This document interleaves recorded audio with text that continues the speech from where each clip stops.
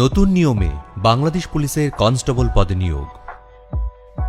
জাতির পিতা বঙ্গবন্ধু শেখ মুজিবুর রহমানের স্বপ্নের সোনার বাংলার জন্য কাঙ্ক্ষিত জনগণের পুলিশ বিনির্মাণের লক্ষ্যে মাননীয় প্রধানমন্ত্রী শেখ হাসিনার নেতৃত্বে 2025 সালের মধ্যে মধ্যমায়ের দেশ এবং ভিশন 2041 পূরণের মাধ্যমে 2041 সালে উন্নত বাংলাদেশের উপযোগী করে বাংলাদেশ পুলিশকে গড়ে তোলার প্রত্যয়ে স্বরাষ্ট্র মন্ত্রণালয়ের তত্ত্বাবধানে কনস্টেবল পদের বিদ্যমান নিয়োগের নিয়ম নীতির আধুনিকায়ন করে একটি সুসংহত পদ্ধতি প্রস্তুত করেছে বাংলাদেশ পুলিশ। এই পদ্ধতিতে নিয়োগ বিজ্ঞপ্তি প্রকাশের পর থেকে মোট 7টি ধাপ অনুসরণ করে একজন যোগ্য প্রার্থী বাংলাদেশ পুলিশের সদস্য হিসেবে নিয়োগ পেতে পারবেন। পদের সাথে সঙ্গতি রেখে বিভিন্ন যোগ্যতা ও শর্তাবলী উল্লেখ করে বাংলাদেশ পুলিশের কনস্টেবল পদে লোক নিয়োগের বিজ্ঞপ্তি প্রকাশ করা হবে। ওই বিজ্ঞপ্তিতে আগ্রহী প্রার্থীদের অনলাইনে রেজিস্ট্রেশনের জন্য আহ্বান জানানো হবে। অনলাইনে আবেদনপত্র পরবর্তীতে পুলিশ হেডকোয়ার্টার্স কর্তৃক নির্ধারিত নিয়োগ বিধি অনুযায়ী ওয়েব বেসড স্ক্যানিং করা হবে। উল্লেখ্য যে প্রার্থী মিথ্যা বা অসম্পূর্ণ তথ্য প্রদান করলে ওই আবেদন নিয়োগের যে কোনো পর্যায়ে বাতিল বলে গণ্য হবে। এজন্য আগ্রহী প্রার্থীদের সঠিক তথ্য প্রদানের জন্য বিশেষভাবে অনুরোধ করা হচ্ছে। এই ওয়েব বেসড স্ক্যানিং শেষে যোগ্য প্রার্থীদের মোবাইল নম্বরে ইউজার আইডি এবং পাসওয়ার্ড সম্বলিত একটি SMS পাঠানো হবে। শারীরিক মাপ ও কাগজপত্র যাচাইকরণ এবং শারীরিক সক্ষমতা যাচাই পরীক্ষায় অংশগ্রহণের জন্য যোগ্য প্রার্থীদের অনলাইনে admit card for physical endurance test প্রদান করা হবে। যোগ্য প্রার্থীগণ A4 সাইজ কাগজে 2 কপি প্রিন্ট করবেন। অ্যাডমিট কার্ডের 2 কপি ব্যতীত কোনো প্রার্থী শারীরিক মাপ ও কাগজপত্র যাচাইকরণ ধাপে অংশগ্রহণ করতে পারবেন না। শারীরিক মাপ ও কাগজপত্র যাচাইকরণ প্রথম দিন। এই ধাপে অংশগ্রহণের জন্য মনোনীত প্রার্থীকে admit card for physical endurance টেস্টের 2 কপি, নিয়োগ বিজ্ঞপ্তিতে উল্লেখিত সকল ডকুমেন্টস সহ উপযুক্ত ড্রেসে নির্ধারিত দিনে যথাসময়ে নির্দেশিত স্থানে উপস্থিত থাকতে হবে। ভেন্যুতে প্রবেশের পরই একটি নির্ধারিত স্কেল দিয়ে প্রার্থীর উচ্চতার সঠিকতা যাচাই করা হবে। এক্ষেত্রে যোগ্য প্রার্থীদের লাইন করে মূল ভেন্যুতে নিয়ে যাওয়া হবে।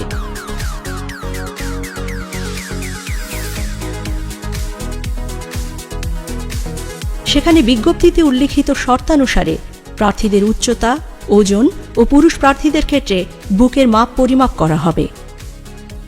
এরপর প্রার্থীর ডকুমেন্টস যাচাই করা হবে। শারীরিক মাপ ও ডকুমেন্টস যাচাইয়ের সঠিকতা পাওয়া প্রার্থীদেরকে যোগ্য হিসেবে ঘোষণা করে তাদেরকে শারীরিক সক্ষমতা যাচাই বা ফিজিক্যাল এন্ডুরেন্স টেস্টে অংশগ্রহণের জন্য admit card for physical endurance টেস্টের 1 কপি প্রদান করা হবে। ফিজিক্যাল এন্ডুরেন্স টেস্টের সময়সূচি প্রার্থীদেরকে জানিয়ে দেওয়া হবে। শারীরিক সক্ষমতা যাচাই পরীক্ষা দ্বিতীয় দিন। শারীরিক সক্ষমতা যাচাই পরীক্ষার জন্য আগত প্রার্থীদের admit card for physical endurance test ও রেজিস্টারে সংরক্ষিত তথ্যাবলী পুনরায় চেক করে ভেন্যুতে প্রবেশ করানো হবে। এক্ষেত্রেও যথাযথ অ্যাডমিট কার্ড ছাড়া কোনো প্রার্থী মাঠে পরীক্ষায় অংশগ্রহণ করতে পারবেন না। আগত প্রার্থীদেরকে ব্রিফিংয়ে অংশগ্রহণ করতে হবে। সেখানে শারীরিক সক্ষমতা যাচাই পরীক্ষার ও মাঠের নিয়ম নীতির বিষয়ে ব্রিফিং করা হবে। শারীরিক সক্ষমতা যাচাই পরীক্ষার ইভেন্ট শুরুর পূর্বে প্রত্যেক প্রার্থী ইভেন্টে অংশগ্রহণের জন্য শারীরিক ও মানসিকভাবে সুস্থ আছেন মর্মে উল্লেখ করে ইন্ডেমনিটির ঘোষণাপত্র নিয়োগ কমিটির নিকট দাখিল করতে হবে। প্রার্থী ইভেন্টে অংশগ্রহণের পূর্বেই এই ঘোষণাপত্র প্রদান করা বাধ্যতামূলক। শারীরিক সক্ষমতা যাচাই পরীক্ষা মোট 7টি ইভেন্টের মাধ্যমে অনুষ্ঠিত হবে। একজন প্রার্থীকে শারীরিক সক্ষমতা যাচাই পরীক্ষায় উত্তীর্ণ হতে হলে প্রতিটি ইভেন্টেই তাকে কৃতকার্য হতে হবে। যে কোনো ইভেন্টে অকৃতকার্য হলে প্রার্থীর প্রার্থিতা বাতিল করা হবে। প্রথম ইভেন্ট দৌড়। এই ইভেন্টে পুরুষ প্রার্থীদের 200 মিটার দূরত্ব 28 সেকেন্ডে এবং নারী প্রার্থীদের 200 মিটার দূরত্ব 34 সেকেন্ডে অতিক্রম করতে হবে।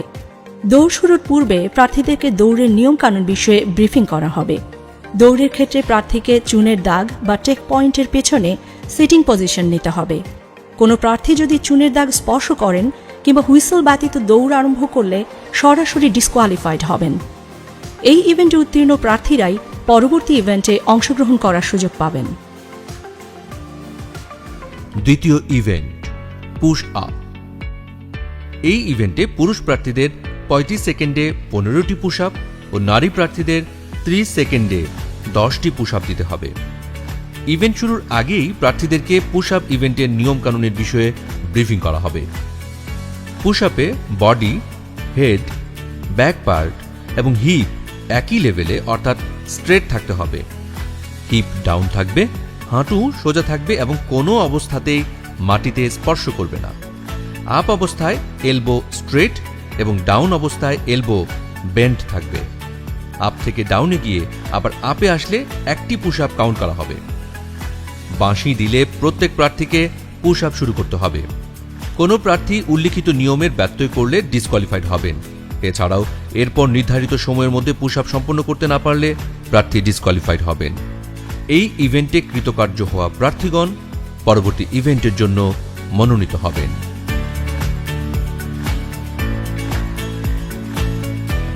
তৃতীয় ইভেন্ট লং জাম্প। এই ইভেন্টে পুরুষ প্রার্থীদের কমপক্ষে 10 ফিট এবং নারী প্রার্থীদের কমপক্ষে 6 ফিট দূরত্ব জাম্প করে যেতে হবে। এই ইভেন্টের শুরুতেও প্রার্থীদের নিয়মকানুনের বিষয়ে ব্রিফিং করা হবে। প্রার্থীদেরকে অবশ্যই চুনের দাগের পেছন থেকে জাম্প করতে হবে। জাম্প করার সময় চুনের দাগ স্পর্শ করলে কিংবা অতিক্রম করলে প্রার্থী ডিসকোয়ালিফাইড হবেন। নারী প্রার্থীদের ক্ষেত্রে 6 ফিট এবং পুরুষ প্রার্থীদের ক্ষেত্রে 10 ফিট দূরত্বে মার্কিং ফিতা দেওয়া হবে। নির্দেশনা মেনে প্রার্থীদেরকে জাম্প করতে হবে। প্রার্থীকে অবশ্যই জাম্প করে ওই মার্কিং ফিতা অতিক্রম করতে হবে।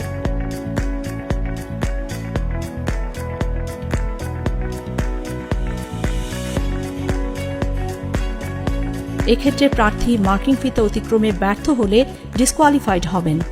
উল্লেখ্য যে প্রত্যেক প্রার্থী এই ধাপে উত্তীর্ণ হতে সর্বোচ্চ 3 বার করে জাম্প করার সুযোগ পাবেন।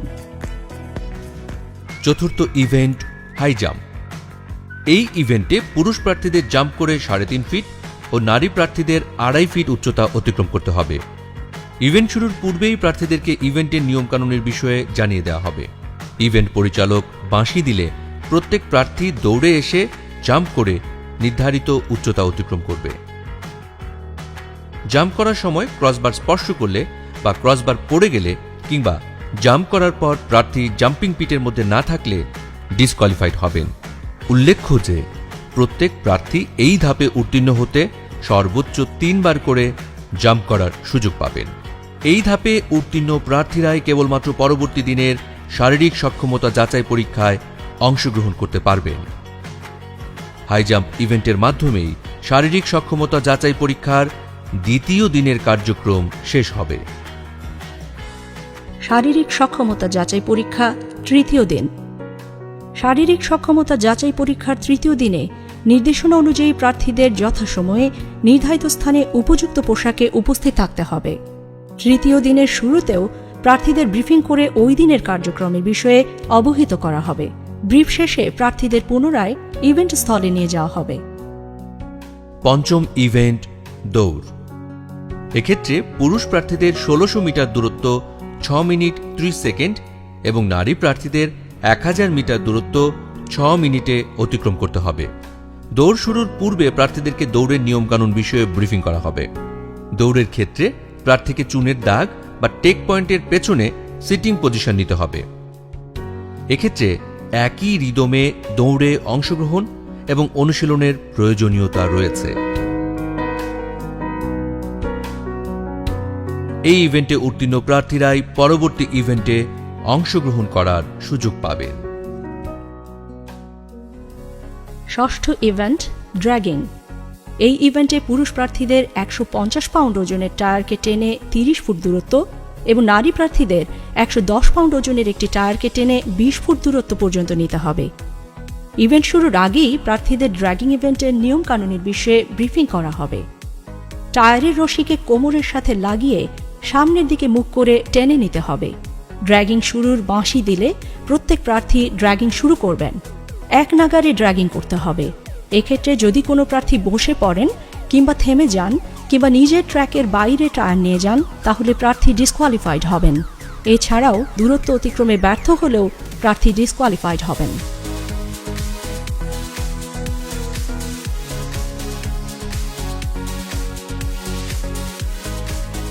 সপ্তম ইভেন্ট রোপ ক্লাইম্বিং। এই ইভেন্টে পুরুষ প্রার্থীদের কমপক্ষে 12 ফিট এবং নারী প্রার্থীদের কমপক্ষে 8 ফিট রোপ ক্লাইম্বিং করতে হবে। ইভেন্ট শুরুর পূর্বেই প্রার্থীদের রোপ ক্লাইম্বিংয়ের নিয়ম নীতি জানিয়ে দেওয়া হবে।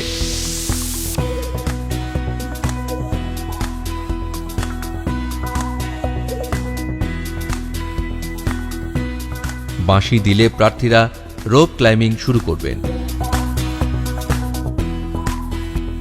প্রার্থী নির্ধারিত উচ্চতায় উঠতে ব্যর্থ হলে প্রার্থী ডিসকোয়ালিফাইড হবেন। এই ইভেন্টে উত্তীর্ণ প্রার্থীরা ফিজিক্যাল এন্ডুরেন্স টেস্টে চূড়ান্তভাবে নির্বাচিত বলে ঘোষিত হবেন। অতঃপর তাদেরকে সারিবদ্ধভাবে নারী ও পুরুষ কোটাভিত্তিক আলাদা আলাদাভাবে দাঁড় করানো হবে। তাদের তথ্যাদি পূরণের জন্য ফর্ম সরবরাহ করা হবে। পূরণকৃত ফর্ম, ফিজিক্যাল এন্ডুরেন্স টেস্টের কার্ড, সার্টিফিকেট, পাসপোর্ট সাইজের ছবি এবং অফেরতযোগ্য ব্যাংক চালান, বিজ্ঞপ্তিতে উল্লিখিত সকল ডকুমেন্ট সংগ্রহ করে পুনরায় যাচাই বাছাইপূর্বক উপযুক্তদের ডকুমেন্টস রিজার্ভ অফিসের হেফাজতে রেখে নিয়োগ বোর্ড সভাপতির স্বাক্ষরিত লিখিত পরীক্ষা সহ অন্যান্য সকল পরীক্ষার জন্য প্রবেশপত্র ইস্যু করা হবে। পরবর্তী সময়ে উত্তীর্ণ প্রার্থীকে বাংলা, ইংরেজি, সাধারণ গণিত ও সাধারণ বিজ্ঞানের ওপর 45 নম্বরের লিখিত পরীক্ষায় অংশগ্রহণ করতে হবে। লিখিত পরীক্ষায় উত্তীর্ণদের 15 নম্বরের মনস্তাত্ত্বিক ও মৌখিক পরীক্ষায় অংশগ্রহণ করতে হবে। এরপর লিখিত পরীক্ষা, মনস্তাত্ত্বিক ও মৌখিক পরীক্ষার নম্বরের উপর ভিত্তি করে বিজ্ঞপ্তিতে উল্লিখিত কোটা অনুসরণ করে জেলাওয়ারি মেধাক্রম তৈরি করে প্রাথমিকভাবে প্রার্থীদের নির্বাচন করা হবে। প্রাথমিকভাবে নির্বাচিত প্রার্থীদের পুলিশ ভেরিফিকেশন ও স্বাস্থ্য পরীক্ষা সম্পন্ন করে চূড়ান্তভাবে প্রশিক্ষণে অন্তর্ভুক্তকরণ করা হবে। এভাবেই একজন উপযুক্ত প্রার্থী বাংলাদেশ পুলিশে কনস্টেবল পদে নিয়োগ পাবেন। নতুন নিয়মে শুরু হতে যাওয়া নিয়োগ প্রক্রিয়ায় উত্তীর্ণ হতে সঠিক নিয়মে প্রস্তুতি গ্রহণের কোনো বিকল্প নেই। তাই আগ্রহী প্রার্থীদের সঠিক নিয়মে শারীরিক সক্ষমতা যাচাই পরীক্ষার প্রস্তুতি নেওয়ার জন্য বিশেষভাবে অনুরোধ জানানো হচ্ছে।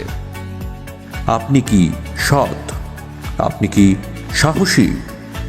আপনি কি দেশের জন্য যে কোনো চ্যালেঞ্জ গ্রহণে সক্ষম? যদি আপনার উত্তর হ্যাঁ হয়, তবে আপনাকেই খুঁজছে Bangladesh police. Join Bangladesh police. চাকরি নয়, সেবা।